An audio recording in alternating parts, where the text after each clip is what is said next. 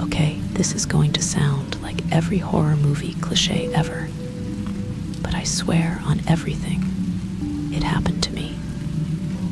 And honestly, writing it out here on Let's Not Meet is kind of freaking me out all over again. But maybe getting it out into the ether will help. Or maybe it will just make me more paranoid. Who knows? So background first. I was 16 at the time, a sophomore in high school. I lived in a pretty normal suburb, you know, cul-de-sacs, soccer moms, the whole 9 yards. School had just let out for summer, and I was at a friend's house a few towns over. We were working on some dumb art project for fun, totally lost track of time playing video games. And suddenly, it was way later than I thought. Like, way later. My friend, bless her heart, offered to let me crash. But my parents were, well, they were the kind of parents who worry if you're 5 minutes late for dinner. I knew if I didn't at least try to get home, they'd be calling the local PD thinking I'd been kidnapped by rogue squirrels or something. Ridiculous, I know, but that's them. So I told my friend I had to go. She offered to drive me at least partway, but her mom was already asleep, and she wasn't supposed to drive without her. Fair enough. I figured, okay, it's not that far, maybe like a 45-minute walk, tops. I've walked farther to the mall before. Piece of cake, right. Famous last words. It was dark, the kind of dark where you can't really see your hand in front of your face. I pulled out my phone, figuring I'd use the flashlight to see the sidewalk. Except, genius me, I'd left my phone at like 10% battery and hadn't brought a charger. Of course I did. The flashlight blinked weakly a couple of times and died a sad digital death. Great. Now I was properly freaked. It's one thing to walk in the dark when you know the way. It's another thing entirely when you realize you have absolutely no clue where you are. See, I'd been so busy chatting with my friend on the walk from her house to the main road, I hadn't paid attention to the turns. And now, every road looked exactly the same. Dark houses, shadowy trees swaying in the breeze, and the eerie silence of suburbia at midnight. I kept walking, trying to retrace my steps, but everything just looked wrong. I must have taken a wrong turn somewhere. My heart started pounding in my chest, and every rustle of leaves sounded like footsteps behind me. Ridiculous, I know, but fear is a funny thing. I started walking faster, practically jogging at points, hoping to see a familiar landmark, anything. That's when I saw headlights approaching in the distance. Relief washed over me so strongly, I almost stumbled. A car. Thank God. Maybe they know the way back to the main road, or maybe they're even headed towards my town. The car slowed down as it got closer, and I waved tentatively, feeling a little foolish doing that in the dark. It was a dark sedan, nothing fancy, just normal.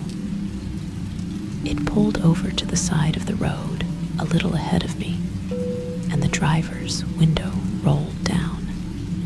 A man leaned out. He seemed normal too, maybe in his late 30s, early 40s, with short, light brown hair and glasses. He had a kind face, the sort you'd see on a dad at a PTA meeting. He smiled, and it seemed genuine. At the time, anyway. "Hey there," he said, his voice friendly, not creepy or anything. "Everything all right? You look a little lost." Yeah," I stammered, relief making me almost giddy. "I kind of am. I took a wrong turn somewhere, and I have no idea which way is home." "Where are you headed?" he asked, still smiling. I told him my town, and he nodded. "Hop in," he said. "I'm actually going that way myself. Happy to give you a lift." Now I know what you're thinking.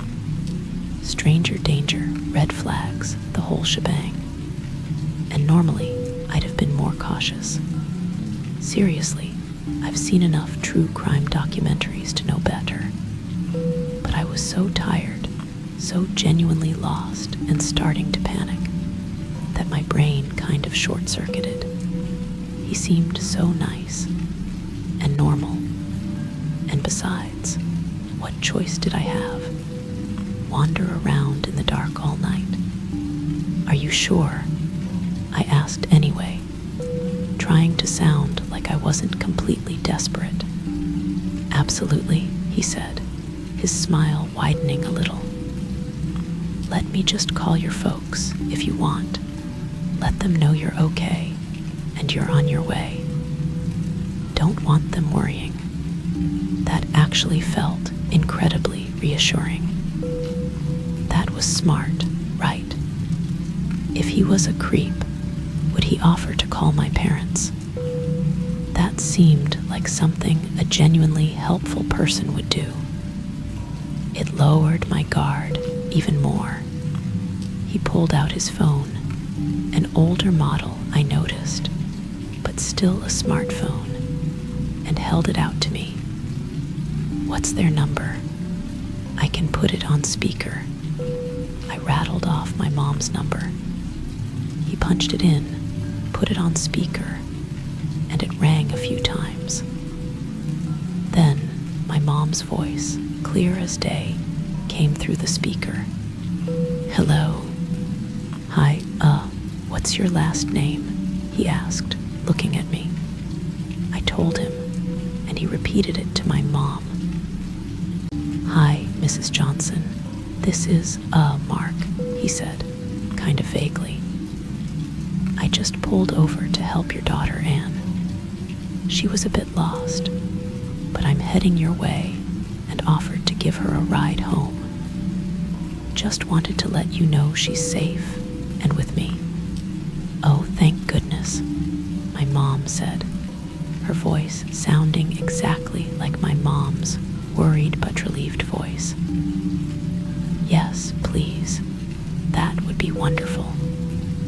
She was supposed to be home ages ago, and we were starting to get a little concerned." "No problem at all," the man said, still smiling at me in a way that felt, well, it felt paternal. "We should be there in 15, 20 minutes, depending on traffic." Perfect, my mom said. "Thank you so much, Mark. We really appreciate it." "Not a problem at all," he repeated. "Just glad I could help. We'll see you soon." He ended the call, put his phone away, and turned to me. "See, all set. Hop in." I still hesitated for a split second, something in my gut feeling just a tiny bit off. But the phone call had really done the trick. It felt legit, and honestly, I was so desperate to get home. So, I opened the passenger door and got in. The inside of the car was surprisingly clean, which, in retrospect, maybe should have been a red flag, but wasn't at the time. It smelled faintly of air freshener, the generic pine kind. He pulled back onto the road, and we started driving. For a while, it was normal. He asked me about school, about summer plans, just small talk. He seemed genuinely interested in listening, which again was weirdly reassuring. But then things started to feel a little off. His questions started getting a little more personal. "So, your parents, they're pretty strict, huh?" he asked, still looking at the road. Yeah, a little," I said cautiously. "Do they get mad easily?"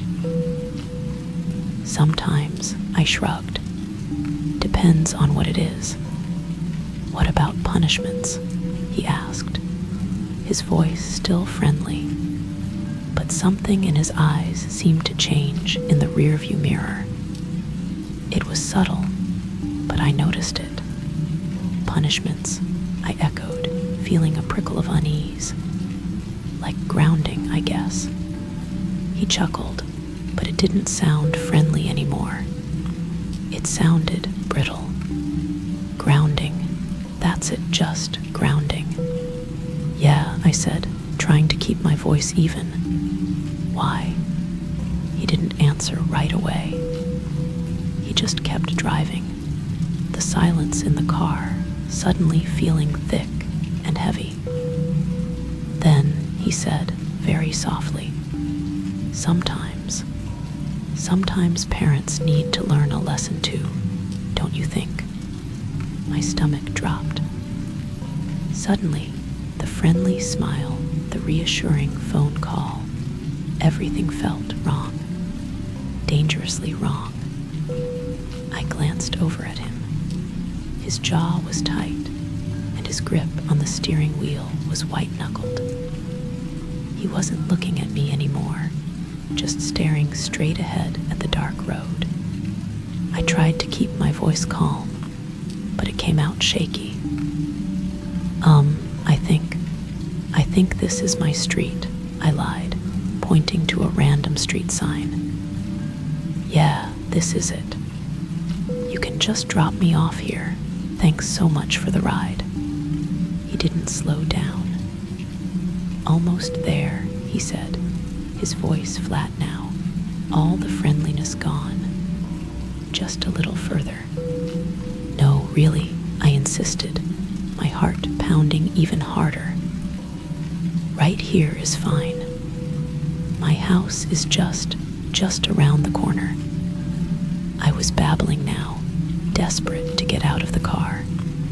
He finally glanced at me, and his eyes were cold. Empty. "Don't be silly," he said, his voice low and menacing. "We're almost home." That was it. That was when pure, unadulterated terror took over. I knew, with a certainty that chilled me to the bone, that this wasn't going to end well. He wasn't taking me home. He was taking me somewhere else entirely. I don't even remember exactly what I did next. It was all just adrenaline and panic. I fumbled for the door handle, yanked it open while the car was still moving. Not fast, thankfully, but still moving, and threw myself out onto the side of the road. I landed hard, scraping my knees and elbows, but I didn't care. I scrambled to my feet and ran. I ran like my life depended on it, because I genuinely think it did. I heard the car brake hard behind me, tires screeching, but I didn't look back. I just ran. I ran until I burst through my front door, gasping for breath, tears streaming down my face. My mom was in the living room, pacing, phone in hand, looking frantic. "Where have you been?" she cried, rushing towards me. "We were about to call the police. Your friend said you left hours ago." "Mom," I choked out, trying to catch my breath.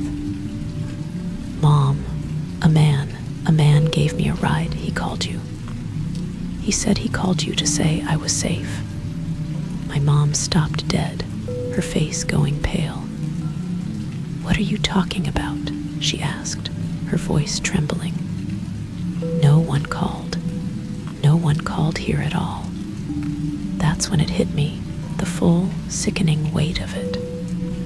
The phone call. It was fake. He faked the whole thing.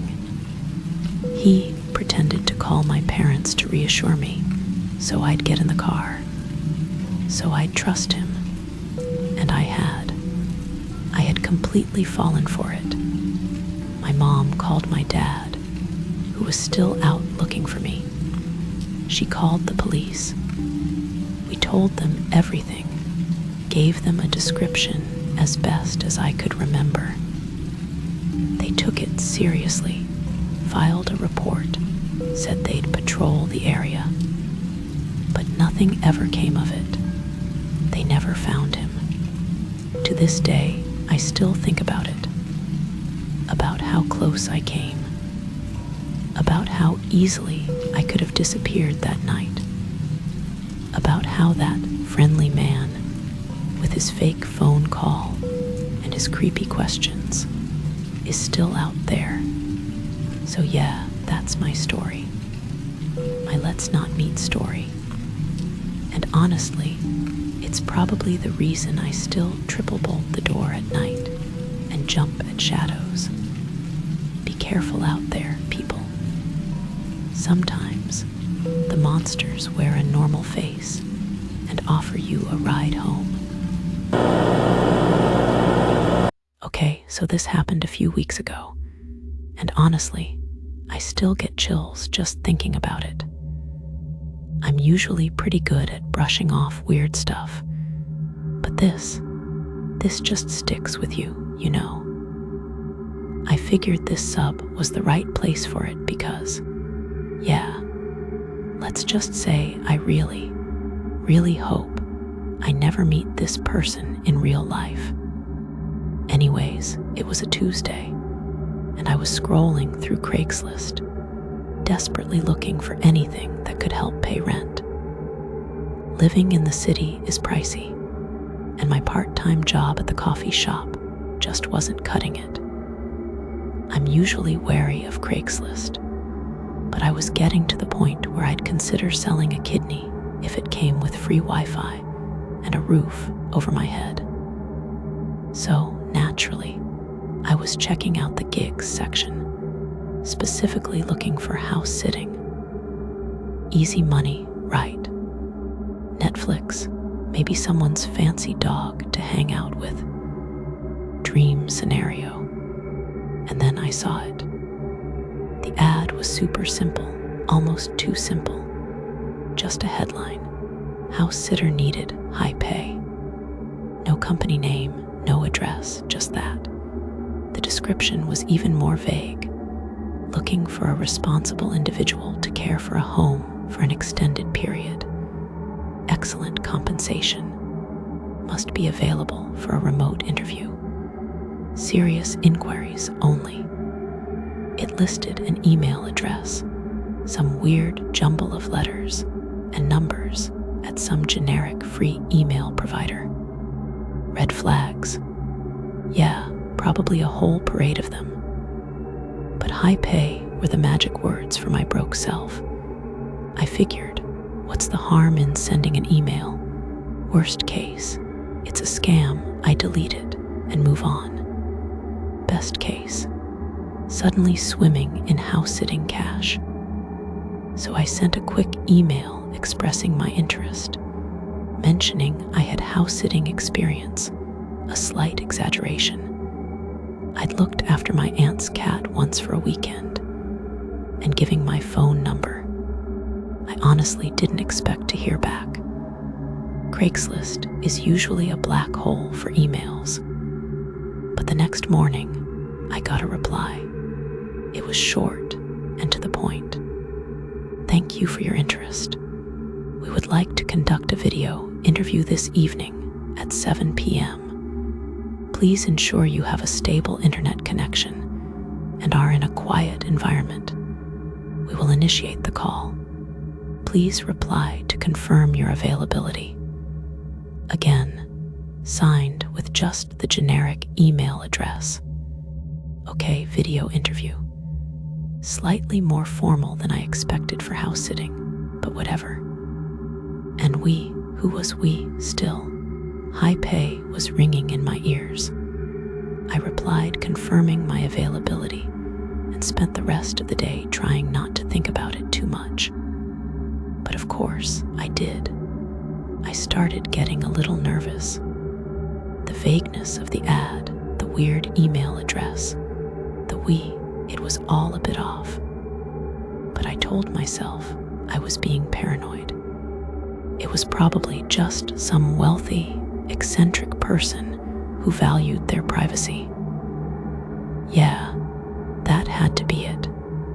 7 p.m. rolled around, and I was sitting at my desk in my bedroom, laptop open, nervously fiddling with my hair. I tidied up the room a bit, just in case. Not that they'd be able to see much, right? Just the plain, white wall behind me and maybe a corner of my bookshelf. Standard bedroom stuff. I made sure my internet was working, muted all notifications on my phone, and waited. Right on the dot, my laptop chimed with an incoming video call from an unknown number. My stomach did a little flip. I took a deep breath and clicked accept. The call connected, and black screen, completely black. No video feed at all from the other end. Just my own nervous face staring back at me in the little self-view box in the corner. Confused, I waited for a second, thinking maybe it was just loading. But no, still black. Then a voice. Deep, smooth, almost too smooth. Like a radio announcer, but colder. "Good evening," the voice said. "Can you hear me clearly?" Yes, hello," I replied, trying to sound professional even though I was talking to a black screen. "I can hear you perfectly." "Excellent," the voice continued. "Thank you for taking the time for this interview." The voice paused for a beat, then said a name that sounded made up, like something from a fantasy novel. "And we, as mentioned, refers to my associates." Again, the voice paused, like it was choosing its words carefully. "Please excuse the lack of video on our end. We have a privacy policy that we adhere to. However, rest assured, I can see you perfectly well." That last sentence, it made my skin crawl a little. "You can see me?"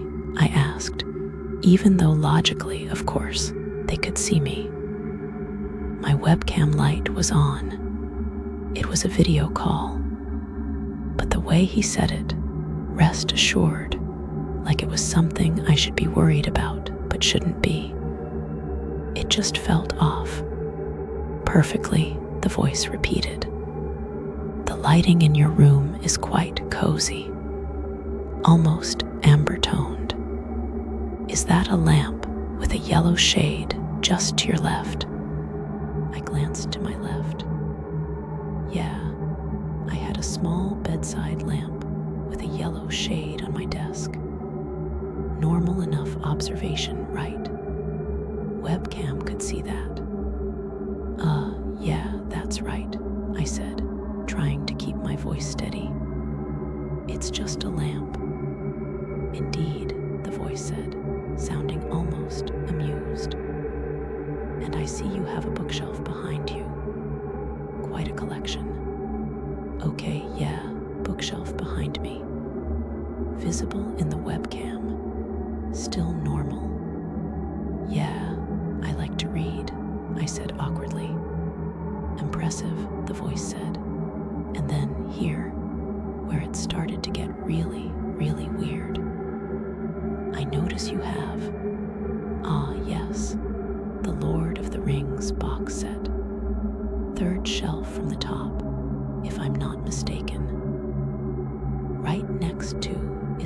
first edition of Dune. My blood ran cold. Wait, what? I whipped my head around to look at my bookshelf.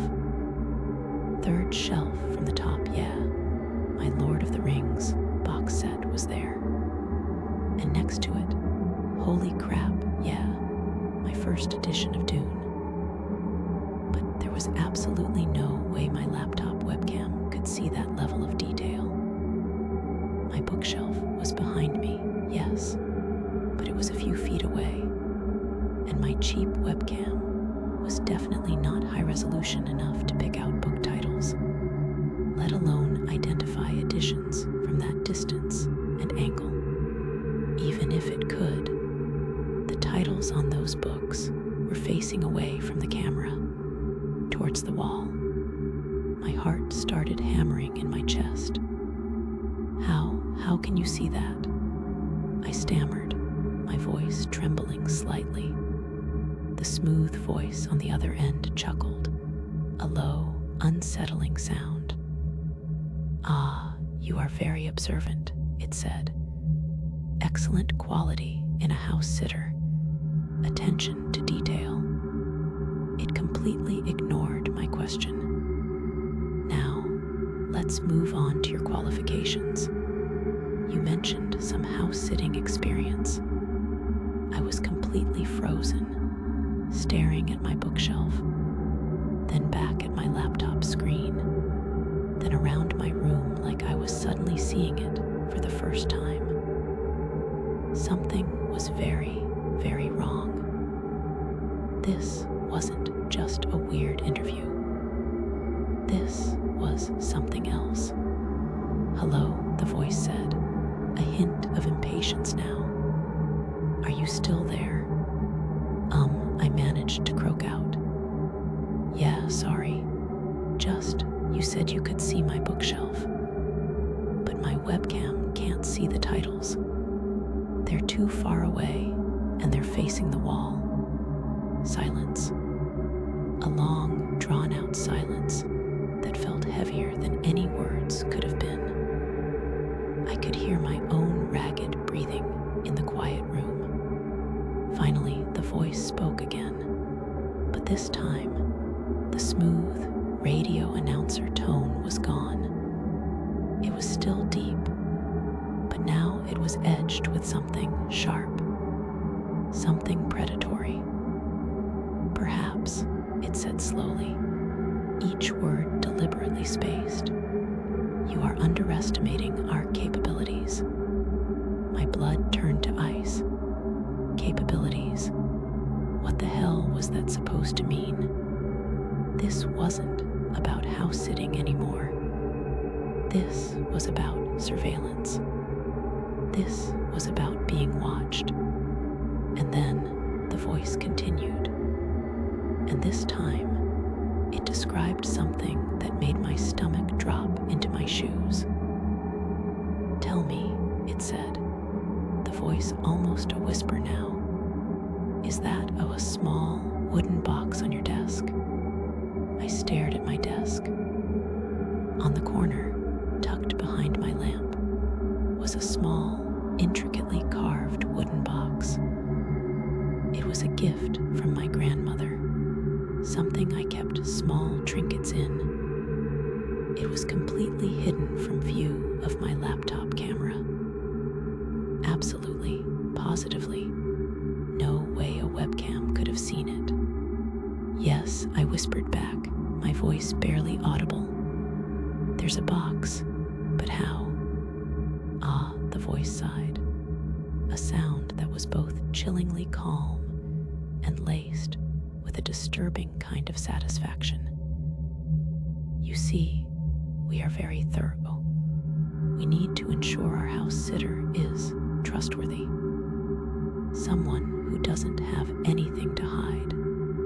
My mind was racing, trying to process what was happening. They weren't watching me through my webcam. They were watching me from inside my room. But how? Who? Where? Is this some kind of joke? I asked, my voice shaking now, but with a flicker of anger starting to ignite. Who are you? And how are you watching me? The voice ignored my questions again. We also notice it continued, its tone returning to that unsettlingly smooth cadence. You have a rather interesting collection of undergarments in your laundry basket. The pink ones with the lace trim are quite fetching. My face flushed crimson. My laundry basket was in the corner of my room, half hidden behind my dresser. And yes, I had a pink lace bra in there because I hadn't done laundry in a couple of days. There was absolutely no way anyone could see that from outside my room. Unless they were inside my room. Panic seized me. I slammed my laptop shut, cutting off the call without saying another word. I ripped the webcam cover closed, even though I knew it wasn't the webcam. It wasn't the laptop. I stood up, my heart pounding like a drum solo, and started frantically scanning my room. My small, one-bedroom apartment felt suddenly claustrophobic, suffocating. Every shadow seemed to deepen. Every corner seemed to hide something sinister. I looked under my bed, in my closet, behind the curtains. Nothing. Visually, everything looked normal. But I knew, with a gut-wrenching certainty, that I was being watched. That someone or something had been watching me the entire time, maybe even before the interview. I grabbed my phone and ran out of my apartment, not even bothering to lock the door. I just fled, adrenaline coursing through my veins. I didn't stop running until I was down the street, panting, phone clutched in my hand, staring back at my building like it had suddenly become a monster. I spent the night at a friend's place, too terrified to go back. The next day, I went back to my apartment with him, armed with a baseball bat and a healthy dose of paranoia. We searched every inch of the place, every nook and cranny. We found nothing. No hidden cameras, no microphones, nothing out of the ordinary. But the feeling of being watched, that cold, clammy fear, it lingered. I still don't know how they did it, who they even are. I changed my locks.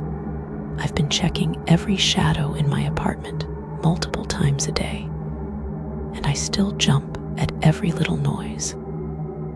I deleted the Craigslist ad, blocked the email address, and threw my laptop out the window. Okay, maybe not the window, but I seriously considered it. I haven't applied for any jobs on Craigslist since. So yeah, that's my story. I really hope I never meet that voice, or whoever was behind it, in person. Because honestly, I don't even want to think about what they were really planning to do as a house sitter, if they were already that deeply invading my privacy before I even got the job. Let's not meet, indeed. Ever. Okay, so this happened a few months ago, back in the fall semester. I'm a sophomore in college, sharing a pretty standard off-campus apartment with 2 roommates. We're all pretty broke college students, if you catch my drift, which is how I ended up in this whole mess in the first place. Basically, we were furnishing our living room on the cheap. We already had a TV and a rickety coffee table that looked like it survived a war. But we were missing the crucial element, a couch. Sitting on folding chairs for movie nights was getting old real fast, like back in week 1 old. So naturally, I did what any self-respecting, budget-conscious college student would do. I went straight to Craigslist. And after scrolling through some real, interesting options, seriously, people list some wild stuff. I found one that actually looked decent. Used, obviously, but looked pretty comfy, and the price was definitely right, like dirt cheap right. It was a big, kinda clunky, dark gray couch. The ad said used couch, great condition, must go. And the pictures seemed to back that up. No obvious stains, no rips, looked sturdy enough. I shot the seller a message and arranged to pick it up the next day. The guy selling it lived in one of those older neighborhoods on the edge of town. Houses with big yards and trees that looked like they were 100 years old. He was kind of weird, I guess. Not like run screaming weird, but just a little off. Kept avoiding eye contact, spoke kinda mumbled, and seemed really eager to get rid of the couch. He helped me and my roommate, Sarah, load it into the back of her beat-up SUV and practically waved goodbye before we even pulled out of the driveway. Looking back, maybe that should have been my first red flag. Anyway, we got the couch back to our apartment and lugged it up the stairs. Seriously, that thing was heavier than it looked. Once we got it in the living room, it actually looked pretty good. It fit the space perfectly, and honestly, for $50, it was a steal. There was one slightly weird thing though. It had this smell, kind of musty, like it had been stored in a basement or something. Not offensively bad, more like faintly unpleasant background noise for your nose. I figured it was just age, or maybe the guy had pets or something. We sprayed it down with some Febreze we had lying around and figured it would air out. The first few days, it wasn't too noticeable. We were just stoked to finally have a couch. Movie nights were instantly upgraded. Studying became marginally more comfortable. Life was good. The musty smell was still there if you got close, but it wasn't overpowering, more like a subtle hint that the couch wasn't exactly fresh off the factory floor. Then, after maybe a week, I started noticing the smell more. It was like it was intensifying. It wasn't just musty anymore. It was getting dank, like wet dirt and something else I couldn't quite put my finger on. Sarah and my other roommate, Ben, said they could smell it too, but they weren't as bothered by it as I was. Maybe I just have a sensitive nose. But here's the really weird part. I started to realize that the smell was way worse after I had been sitting on the couch for a while. Like, if I was watching TV for a couple of hours, when I got up, the area where I had been sitting would just reek. It was like the heat from my body was activating something in the couch. This is where things started to get genuinely unsettling. I tried everything to get rid of the smell. More Febreze, obviously. Baking soda sprinkled all over and left overnight. Vinegar in bowls around the living room that just made the place smell like vinegar and musty. Great combo. I even tried one of those fabric deodorizer sprays that claimed to eliminate odors at their source. Nothing worked. the smell just kept lingering and kept getting worse.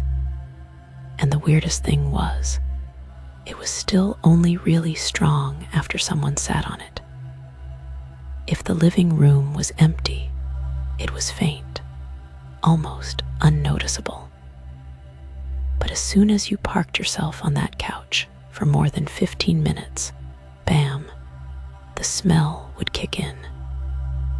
It was like the couch was breathing it out. At this point, I was starting to get a little freaked out.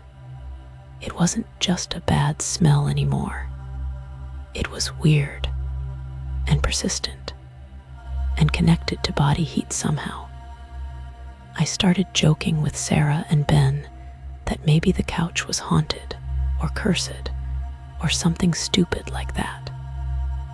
They laughed it off, told me I was being dramatic. But I couldn't shake the feeling that something was seriously wrong. One night, I was up late studying, slumped on the couch with my textbook, and the smell was particularly strong. It was making my stomach turn a little, actually. It wasn't just musty anymore.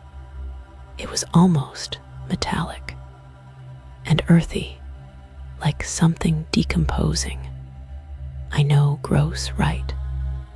But that's honestly what it was starting to smell like, and it was freaking me out. I got up to open a window, and as I walked past the couch, I kinda just slapped it in frustration. Like, stupid smelly couch. And that's when I noticed it.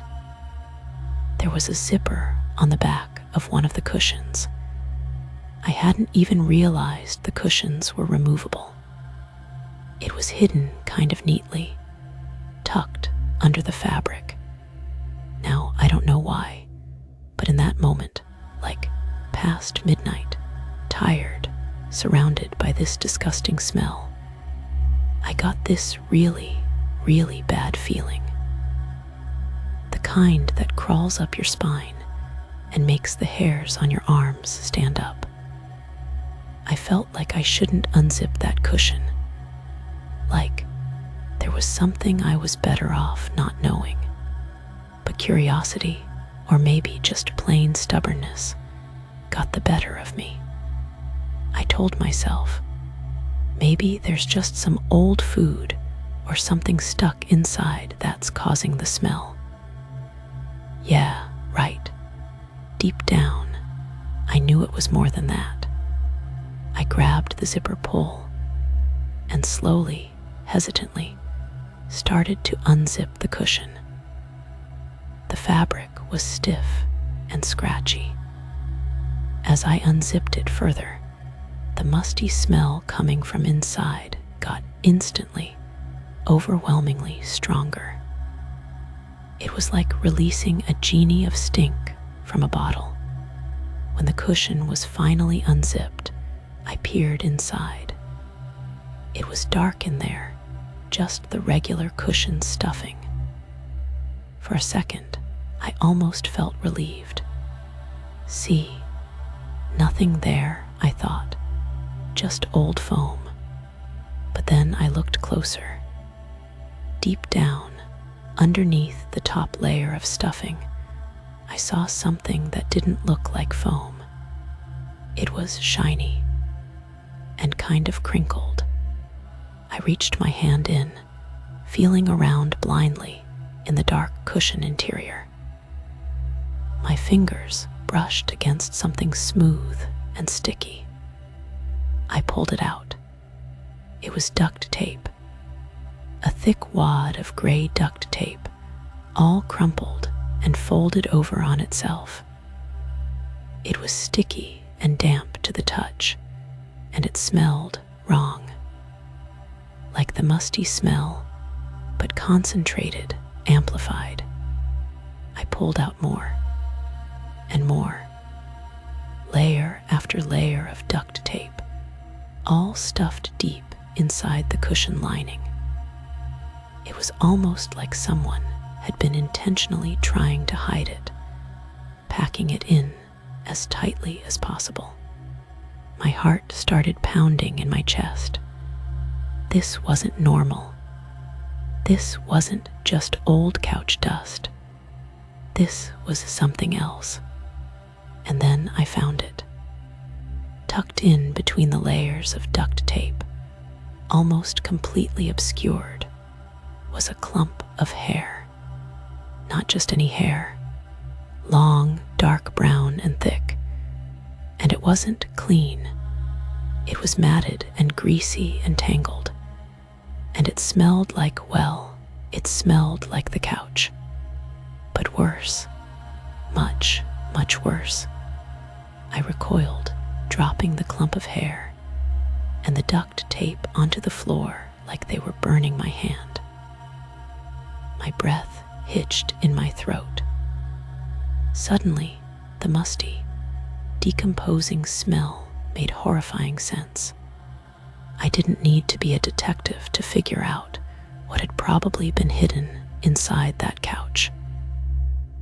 The duct tape, the hair, it was all screaming one thing. And it was a thing I really didn't want to think about. I backed away from the couch slowly, like it was going to jump up and attack me.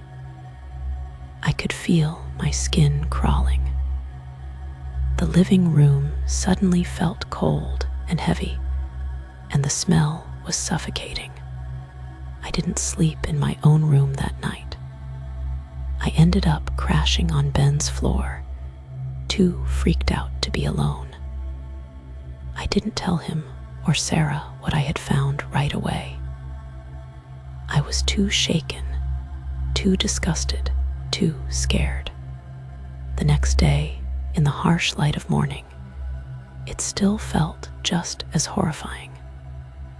We ended up dragging the couch out to the curb that morning. Just the three of us, no questions asked, no explanations needed. We didn't even wait for trash day. We just dumped it and walked away, trying not to breathe too deeply as we did. I never found out anything more about the couch or the guy who sold it. I didn't call the police. I didn't try to track him down. Honestly, I was too terrified to. Part of me just wanted to pretend it never happened, to scrub the whole experience from my memory. But I can't. Sometimes, especially late at night, when the apartment is quiet and still, I swear I can still smell it. That faint, musty, decomposing smell. And I can't help but wonder what exactly was hidden in that couch. And who or what was it hidden from? Let's just say I'm never buying used furniture off Craigslist again. And sometimes, when I walk past a dark gray couch on the street, I get a really bad feeling in the pit of my stomach. And I definitely don't sit down. Ever.